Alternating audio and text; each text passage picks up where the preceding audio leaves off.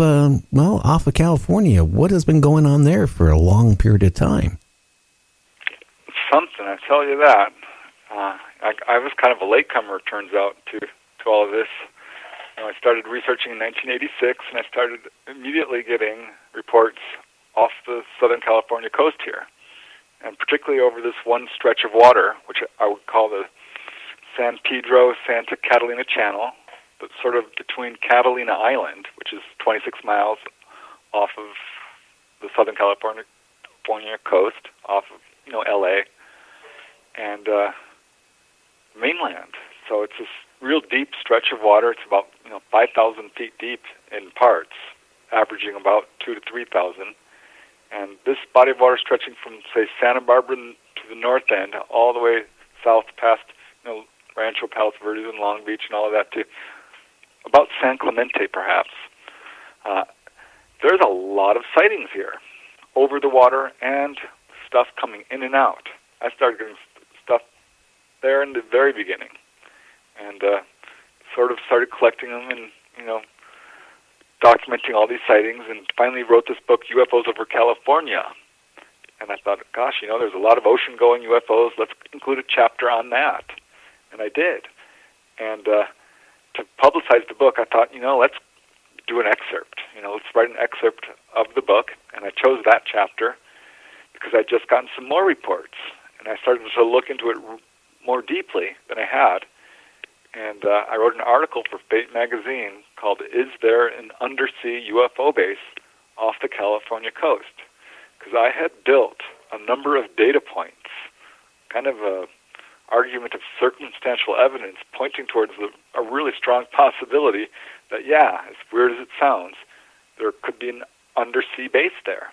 This was back in 2006 or so. So, the article did really well. It got the cover of the magazine. It went viral on the internet. It got translated in other languages. I started speaking on the subject, getting calls on this, going on the radio, and eventually even TV. I went on Deep Sea UFOs 1 and 2. Interesting. And after that, UFO Hunters. So this kind of spun out of control, and I got pulled into a research project I really wasn't looking for. I mean, I was investigating UFOs, I was more into the kind of contact phenomena, abductions, and this sort of thing is what I was really trying to concentrate on. But got pulled into this because I was getting so many reports.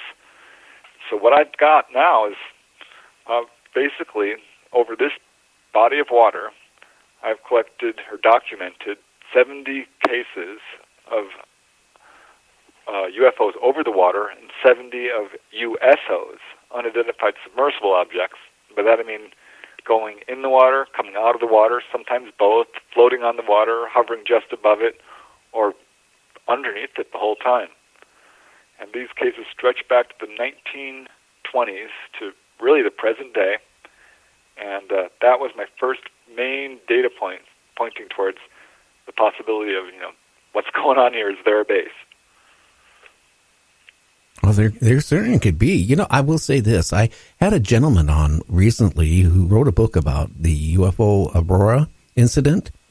But when he was a kid, where he lived, his father was the police dispatcher, and they got a phone call that supposedly a UFO landed in their local hospital parking lot.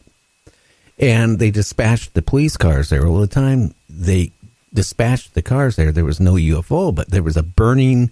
The asphalt, there was like a 30-foot circle, it melted in, kind of like burning yet, with like mercury droplets all around it, which was kind of strange. In the middle of the night, that the police, taped it all off, or nobody could go in there. Now, next thing in the morning, it was all paved, re-asphalted. So I don't know if somebody from the military or a secret government agency supposedly came in there and repaved it during the middle of the night. But they also had the report the same day, about 30 miles away, down, from that town, there was a big lake. And there was witnesses that saw a UFO come out of that lake. And, my speculation is maybe that when they come into our Earth's atmosphere, maybe they overheat, maybe they have problems. They go into the water to cool. I don't know. But it's been a lot of, like you said, a lot of reports of UFOs coming out of the water. But this out of California, it could be a good place for them to, have an underground base or something like that and surprise our government, which they probably already know that where they're at. Oh, yeah, I think they do. I've gotten reports actually from all over the world, not just this area. Because when I started doing this research, a lot of people contacted me. I got a case in Hot Springs, Arkansas, out of a little lake called Lake Hamilton, where 4 teenagers had missing time. Another case off the coast of Florida in the Bahamas, where a gentleman and his wife were sailing and had these UFO come right under their boat.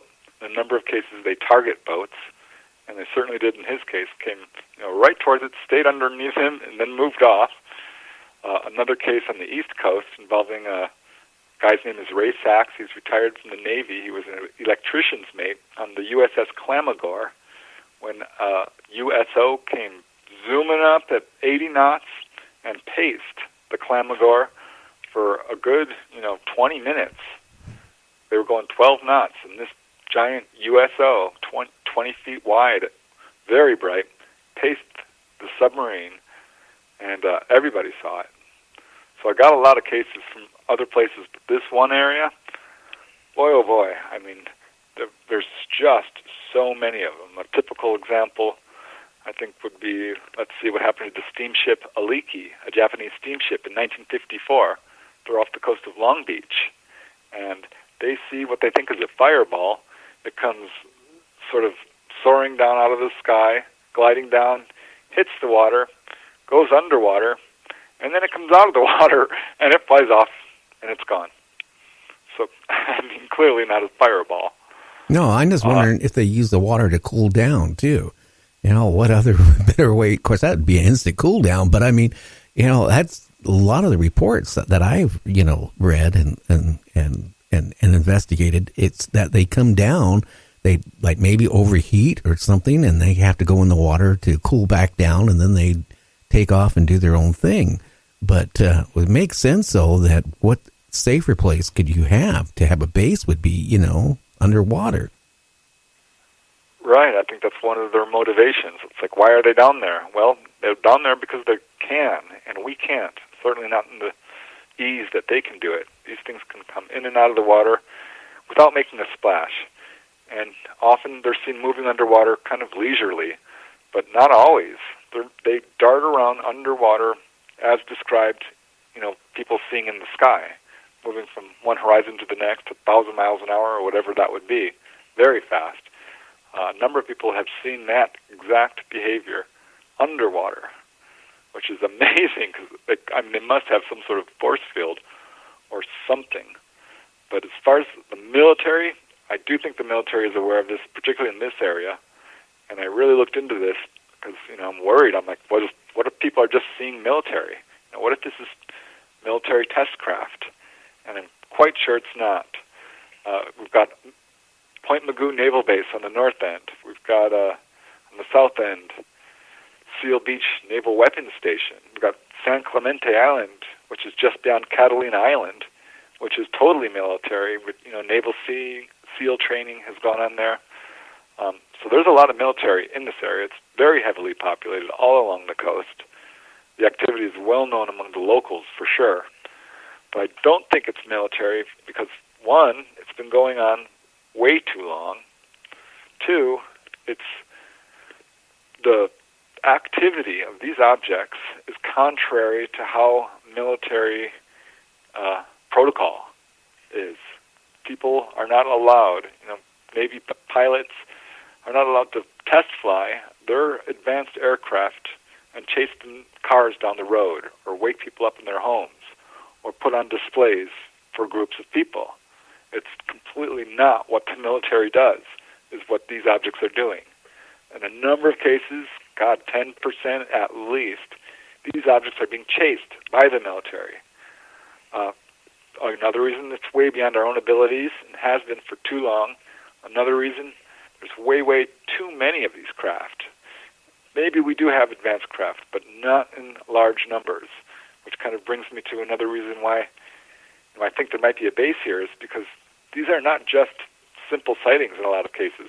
We're talking about sightings of dozens of objects, 10, 20, 50, and in like 3 or 4 cases, we're talking upwards of 100 to 200 objects.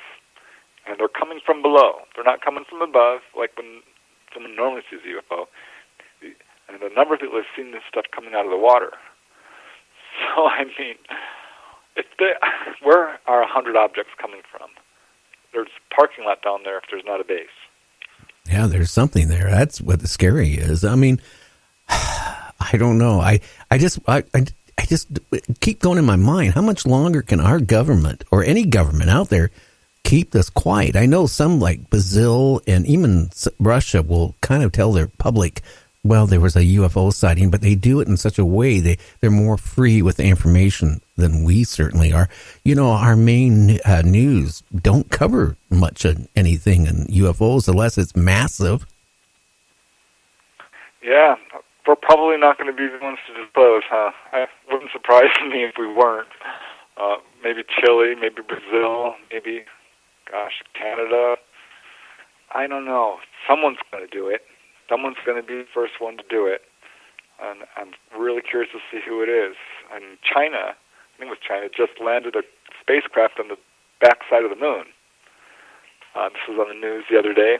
And the moon has got all kinds of stuff on it. And if we're going back out into space, if we're going to Mars, like it's planned, and we're going to move forward with this space exploration, the UFO phenomena has to come out as mainstream because you won't be able to hide it. No, I don't think so. It still makes me wonder, like when we landed on the moon, why we never went back. And that kind of really puzzles me. The other thing is, here we're talking about going to Mars and all this stuff. Why haven't we built a base on the moon to see, how people can handle it for a period of time and use that as a stepping stone? I don't know why we haven't gone back. Now, China also stated here just recently, they said they have seen no proof that the United States ever landed on the moon. Well, I'm certain we did. I really looked into it. There's an enormous amount of people who went to the Apollo and Gemini projects. We watched the spacecraft go to the moon. We followed them the whole way there. And there's been an enormous number of insiders, NASA insiders, who say our craft were followed by UFOs. The whole Apollo and Gemini program is just filled with UFO accounts. There's no doubt that they found something on the moon. And probably this is the reason why we never went to the moon conspiracy still persists, is because they haven't released everything that they found. They know how much they brought back, how much in weight. Well, most of it has never been released. They say it's just rocks. Well, if it's rocks, show us, And for that matter, I think they probably did fake some of this moon footage because a lot of what they took, they're not ready to reveal it because it shows alien artifacts. And I've talked to some whistleblowers about this who have not gone public and told me all kinds of stuff I couldn't believe. And so I started researching the moon and found out that, yeah, they were right. There is stuff up there for sure. Oh, yeah. Well, yeah, I really think there was. And what astronaut was that? When he stepped off, he said, "Oh my God, look at the spaceships. They're bigger than anything we have." And then the Cape kept telling him, "Go to the medical channel," and he kept opening his mouth about it. He claims that what he saw was alien craft, way bigger than anything we could have ever had. Yeah, it's a real shame that the astronauts didn't go more public with this. I think they were threatened pretty bad and pretty overwhelmed by what they saw and weren't really prepared for it. But certainly, a lot of them have made some veiled statements, and there's been supposedly people who've talked to them on the down low and been told flat out, yeah, there was stuff up there. So I am curious to see what happens if we start going to the moon again. This Yeah, if we do. Secret. Well, I'm hoping China finds something on the moon, to